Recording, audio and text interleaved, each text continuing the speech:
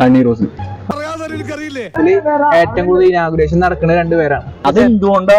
അതുകൊണ്ടാ. നീ എന്താണ് ഉദ്ദേശിക്കുന്നത് വത്സ? ആ സാധനം കൊണ്ടാണ്. കേരളത്തിൽ ഏറ്റവും കൂടുതൽ ഇനാഗുറേഷൻ നടത്തുന്ന രണ്ടുപേരാണ് ഇവര്. അതെന്തുകൊണ്ടായിരിക്കും?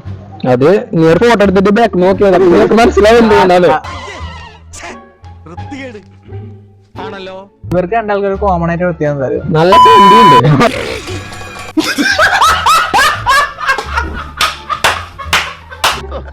മനസ്സിലാക്കി കളഞ്ഞല്ല. വൃത്തികെട്ടവൻ ശവം.